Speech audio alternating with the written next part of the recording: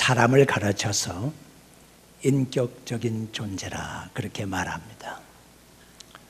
그렇게 말하면 사람에게 지성과 감성과 의지가 있기 때문입니다. 그러한 품격이 갖추어져 있기 때문에 인격적인 존재라고 말합니다.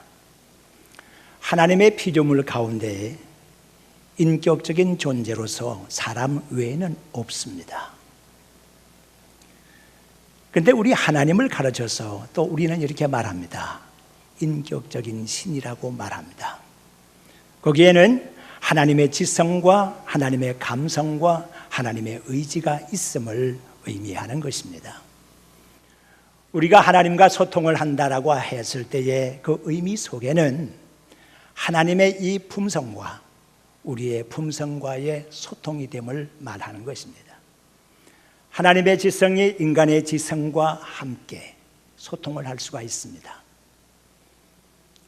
하나님의 감성과 인간의 감성, 서로가 자극을 하면서 서로가 소통하게 되는 것이죠. 하나님의 뜻과 인간의 의지가 서로 소통하게 되는 것이죠. 하나님의 지성을 한번 생각해 볼까요? 하나님께서 자신을 계시하시고 우리가 하나님을 알 수 있는 방법은 하나님의 말씀을 통한 계시라고 볼 수가 있습니다. 물론 우리가 하나님을 알 수 있는 방법에는 세 가지로 계시가 되어 있습니다. 자연 계시와 말씀 계시와 아들을 통한 계시가 그것입니다. 그런데 모든 것이 하나님의 말씀 안에서 계시가 되어 있다, 그렇게 말할 수가 있습니다. 우리가 하나님의 말씀을 떠나서는 하나님을 알 수 있는 방법이 없습니다. 누군가 믿음이 좋다, 하나님을 잘 안다라고 말했을 때는 그 사람의 지성적인 부분이 하나님의 지성과 잘 소통하고 있음을 의미하는 것입니다. 믿음이 좋다라고 말했을 때에 그 믿음이 어디서 나오는 것입니까? 믿음은 들음에서 나온다고 했습니다. 그 들음은 어디에서 나오는 것입니까? 아무 소리나 아무 소문이나 들어서 되는 것이 아닙니다. 아무 소리나 잘 듣는다고 믿음이 생기는 것 아니지 않습니까? 하나님의 말씀으로 말미암는다, 그렇게 말씀이 되어 있습니다. 믿음의 성도 여러분, 여러분들은 얼마나 말을 잘 경청을 합니까? 상대방이 하는 말을 잘 경청하고 있습니까? 여러분들은 훌륭한 상담가가 될 수가 있다는 의미입니다. 많이 듣는 사람이 많은 지식을 가지고 있습니다. 많이 듣고 많이 아는 사람이 많은 사람을 가르칠 수 있음을 우리는 알고 있습니다. 잘 들어주는 것 참으로 필요한 것입니다. 우리가 하나님의 말씀 외에는 들을 만한 가치가 있는 것이 또 어디 있겠습니까? 우리는 창조적인 듣는 자가 될 수 있어야 하는 것입니다. 그런 사람들 가운데 마르틴 루터가 있습니다. 마르틴 루터는 크게 세 가지 오직 이것이라고 주장한 것이 있습니다. 솔라 피데, 오직 믿음입니다. 솔라 그라시아, 오직 은혜입니다. 솔라 스크랍치오라, 하나님의 말씀입니다. 이 세 가지를 붙들고 있었는데 특히 마르틴 루터는 하나님의 말씀으로 인하여 하나님의 지성이 마르틴 루터의 지성을 감동 자극시켰습니다. 그리하여서 교회 벽면에 95개 조의 반박 성명문을 내걸게 되었습니다. 하나님의 말씀에 대해서 까막눈인 가톨릭 지도자들에게 대하여 하나님의 지성의 셈을 분출시켰다, 그렇게 볼 수가 있습니다. 하나님의 말씀에는 이렇게 기록이 되어 있는데 어째서 당신들은 이렇게 믿고 있느냐, 그리고 왜 이렇게 가르치고 있느냐고 하는 것입니다. 하나님의 지성의 셈이 바로 마르틴 루터의 지성의 셈을 자극하였다, 그렇게 볼 수가 있습니다. 지성의 셈이 넉넉한 사람은 이단의 유혹에 넘어가지 않습니다. 지성의 셈이 넉넉한 사람은 사람들의 소문에 잘 흔들리지 않습니다. 오직 하나님의 말씀에 설 수가 있다는 말씀입니다. 우리 모두는 하나님의 말씀에 귀 기울이고 있으며 하나님의 말씀을 들을 수 있는 귀가 있습니다. 우리 예수님께서는 들을 귀가 있는 자는 들으라고 말씀하고 있습니다. 특히 비유의 말씀을 베풀고 난 다음에는 깨달을 수 있는 사람들을 향하여 귀 있는 자는 다 들으라고 말씀을 하신 것입니다. 그렇다고 하면 귀가 있다고 해서 들을 수 있는 귀가 다 아님을 알 수가 있습니다. 들을 귀가 있어서 하나님의 말씀, 예수님의 말씀을 잘 듣고 그 말씀을 깨닫고 삶에 적용해서 살아가게 되면 사도가 되고 제자가 될 수가 있었습니다. 그렇지만 예수님의 말씀을 듣는 사람들 가운데서도 깨달음이 없는 사람들은 그 말씀을 가지고서 예수님을 비판하는 재료로 삼았습니다. 그리하여 어디로 가든지 예수님과 분쟁하고 예수님과 다투는 사람들을 보게 되는데, 그런 사람들 가운데서는 서기관이 있었고 그런 사람들 중에서는 바리새인들도 있었습니다. 우리는 하나님의 지성으로 말미암아서 우리 지성이 변화가 되고 새롭게 되고 충만하게 될 수 있어야 하는 것입니다. 이렇게 하나님의 지성과 우리의 지성이 서로 잘 통할 때에 이 부분을 가르쳐서 우리는 소통이 잘 된다, 그렇게 말하는 것입니다. 동시에 하나님의 감성은 우리의 감성과 통하는 부분이 있습니다. 우리가 하나님 가르쳐서 사랑의 하나님이라 그렇게 말합니다. 하나님의 사랑의 감성이 인간에게 있는 사랑의 감성을 자극한다고 하는 뜻이 되는 것입니다. 그리하여서 우리가 사랑으로 변화를 받게 되면 나를 미워하고 내가 적대시 할 수 있는 경우의 사람이라고 할지라도 손양원 목사님처럼 자기 아들을 죽인 원수까지라도 사랑할 수 있는 감성이 우리 속에서 생기게 된다, 그런 뜻입니다. 마음속에 사랑이 없는 사람은 아무리 사랑을 하려고 해도 사랑이 되지 않습니다. 그러나 대신에 사랑이 있는 사람은 자기가 노력하지 않아도 저절로 사랑이 될 수 있다는 뜻입니다. 마음속에 주님이 주신 기쁨이 있는 사람은 기쁨을 저절로 자연적으로 만들어 생산할 수가 있습니다. 그러나 마음속에 기쁨이 없는 사람은 아무리 우스갯소리를 듣고 코미디를 하려고 해도 그것이 진정한 기쁨이 될 수 없다는 뜻입니다. 우리가 상대방을 최대한으로 배려하는 노래 가운데서 이런 노래 말이 있지 않습니까? 당신은 사랑받기 위해서 태어난 사람이라고 말입니다. 당신은 사랑받기 위해서 태어난 사람이라고 얘기를 해주면서도 이렇게 얘기하고 이렇게 노래하는 그 사람의 마음속에 노래가 없고 사랑이 없다고 하면 진정한 사랑을 베풀 수가 없고, 조금 전에 말한 것은 바로 콩연불에 불과할 것이라고 하는 얘기입니다. 하나님의 감성이, 좋은 감성이 우리의 감성을 자극해서 그 감성이 서로 소통될 때에 우리는 하나님과 잘 소통이 되는 사람이라 이렇게 말할 수가 있는 것입니다. 동시에 하나님의 뜻이 우리의 의지를 감화시켜서 내 경험대로, 내 생각대로, 내 판단대로 행하는 것이 아니라 하나님의 뜻에 매여 있는 사람이 있다고 하면 이 사람은 하나님의 의지에 잘 소통이 되는 사람이라고 볼 수가 있습니다. 하나님의 지성과 감성을 고루 갖추고 하나님의 뜻대로 하나님의 의지에 달려 있었던 사람이 한 사람이 있습니다. 오늘 이 본문에 소개되고 있는 바울이 바로 그런 사람입니다. 바울은 성령에 매여 있다라고 하는 표현을 오늘 본문의 22절에 하고 있습니다. 무엇에 매여 있다고 하는 것은 무엇에 속박을 받는다는 뜻이고 무엇에 포로가 되어 있다는 것을 의미하는 것입니다. 이스라엘 백성들이 바벨론의 포로로 끌려갔습니다. 그들은 포로였기 때문에 끌려가지 않을 수가 없었습니다. 그들은 포로였기 때문에 그 나라의 지배를 받지 않을 수가 없었습니다. 하나님께서는 이스라엘 백성들의 잘못을 통해서 바벨론이라는 회초리를 들어서 그들을 징계하였기 때문에 그들의 매를, 그 징벌을 조용히 곱게 받으라고 말씀을 하시고 계십니다. 그러한 징벌에 대해서 하나님은 살아계신데 내가 왜 이런 벌을 받느냐고 말하지 말고, 누구를 원망하거나 불평하지를 말고, 환경 탓하지 말고 곱게 매를 맞으라고 하는 것입니다. 왜요? 포로가 되었기 때문입니다. 포로 될 일을 했기 때문에 그런 것입니다. 포로가 된 상태의 사람들을 우리가 이렇게 살펴보게 되면 구약시대의 아브라함을 생각해 볼 수가 있습니다. 아브라함은 하나님의 말씀에 포로가 되어서 산 사람입니다. 그에게 어느 날 하나님의 말씀이 임했습니다. 내 본토 친척 아비집을 떠나라고 하는 말씀이었습니다. 떠나라고 하는 이 하나님의 말씀 한마디에 그는 집을 떠나게 됩니다. 떠나면서 하나님, 어느 방향으로 갈까요? 어디로 갈까요? 내가 살아야 할 곳은 어떤 곳입니까? 그곳에서 어떤 사람을 만나서 어떻게 살아야 되며 생활은 어떻게 꾸려 나갈 것이며 그 이후에는 어떻게 어디로 옮겨갈 것이며 그리고 나의 생애가 어떻게 될 것입니까? 라고 하는 질문을 아브라함은 전혀 던지지를 않고 있습니다. 하나님의 말씀에 그대로 순종해서 가는 것입니다. 하나님의 말씀을 들을 때에 말씀을 깨달음으로 듣고 하나님의 말씀을 생활에 적용하려고 듣고 그 말씀을 실천하려고 들은 사람이 바로 아브라함이었습니다. 아브라함은 하나님의 말씀에 포로가 된 사람이었습니다. 말씀을 떠나서는 살 수가 없었습니다. 하나님의 말씀이 임하면 그 말씀대로 살 수밖에 없었습니다. 헤브론의 박토에 거기서 멈추라고 했습니다. 거기서 생활을 꾸리라고 했습니다. 그 가나안 땅이 약속의 땅이라고 했습니다. 그럴 때에 아브라함은 거기에 장막을 치고 거기서 땅을 개척하고 거기서 짐승을 키우면서 살았습니다.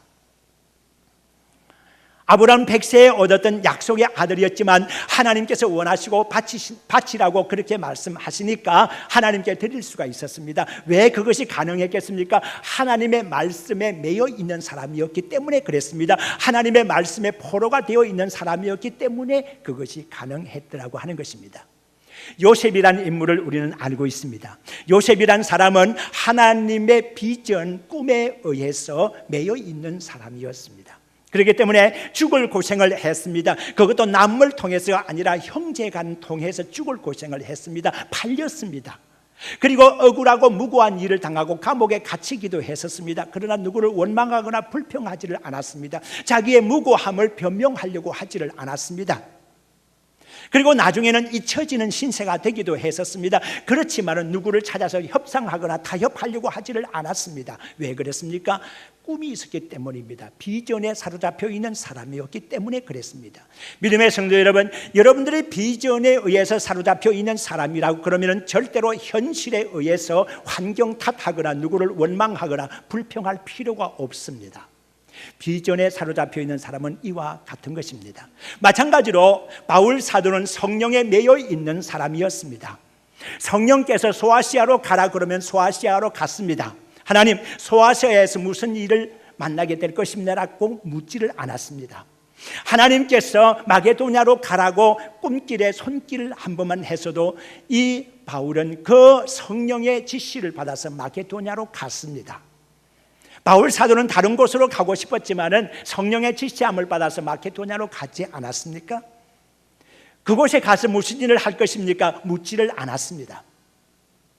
동시에 오늘 이 본문의 말씀 보니까 성령에 매여서 예루살렘으로 간다고 했습니다. 예루살렘으로 가면 거기서 박해가 있을 것이고 거기에 힘든 환난이 있을 거라고 하는 것은 짐작은 하고는 있지만은 바울 사도는 묻지를 않았습니다. 그곳에 가서 어떤 일을 당하게 될 것입니까? 박해에 대해서 설명을 좀 해주십시오. 박해를 내가 어떻게 이길 수가 있겠습니까? 그 이후에는 어떻게 되는 것입니까? 박해를 끝으로 해서 나는 예루살렘에서 끝나는 것입니까? 내 인생 끝나는 것입니까? 바울 사도는 묻고 싶었지만 묻지를 않습니다. 왜요? 성령에 사로잡혀 있었기 때문에, 성령의 지시를 받아서 살기 때문에 물을 필요가 없다고 생각한 것 때문입니다. 믿음의 성도 여러분, 우리 역시 성령에 의해서 매여 살게 되면 이런 사람이 될 수밖에 없습니다. 성령의 포로가 되어서 사는 것입니다. 그런데 간혹 성령에 매여서 성령에 묶여서 살게 되면 속박을 당하는 것이고, 그로 말미암아서 자유를 박탈당하고, 그로 말미암아서 내 생애의 간섭 방해를 받는 것이 아닌가라고 생각하는 사람이 있습니다. 그러나 절대로 그렇지 않습니다. 예를 들어서 이런 경우를 생각해 볼 수가 있습니다. 요한 번연이라는 사람이 철로역정을 썼습니다. 존 번연은 그때 당시 국왕에게 형을 선고받게 됩니다. 그것은 국왕의 명령을 어겼다고 하는 것인데 이것도 정상적인 것은 아니었습니다. 그저 억울하게 감옥살이를 하게 된 것이었습니다. 존 번연은 감옥 속에 들어갔지만은 낙심하거나 원망하지 않았습니다. 하나님께 늘 기도하면서 그곳에서도 책을 계속 쓰기 시작하였습니다. 그가 하는 일이 그것이었기 때문입니다.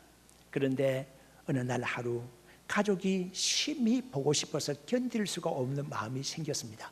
이런 요한 번연의 낌새를 알고 간수가 다가왔지요. 선생님, 저는 선생님을 잘 알고 있습니다. 선생님의 명성을 알고 있죠. 선생님께서 지금 가족이 심히 보고 싶은 모양인데 제 재량으로 외출증을 하나 끊어드리겠습니다. 그러니까 그 외출증에 기록되어 있는 시간에 들어오시면 되겠습니다. 그러면서 외출증을 주었죠.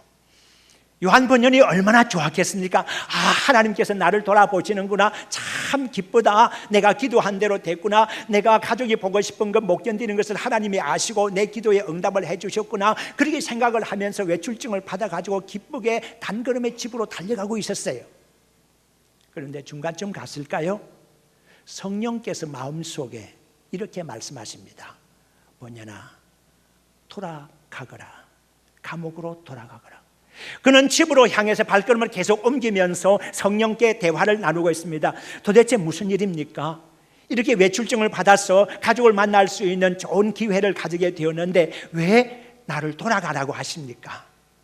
이렇게 하면서 발걸음이 집으로 계속 향하게 되자 나중에는 누군가가 뒤에서 소매를 꺼는 것처럼 느꼈습니다. 잡아당기는 것입니다. 감옥으로 속히 돌아가라고 하는 것입니다. 성령께서 감옥으로 속히 돌아가라고 하는 지시를 요한 번연에게 준 것입니다. 요한 번연은 할 수 없이 감옥으로 돌아왔습니다. 감옥으로 돌아왔을 때 간수가 물었습니다. 선생님, 도대체 무슨 일이 있었습니까? 가족을 만나고 하루쯤 보내고 오시지 왜 이렇게 속히 돌아오셨습니까?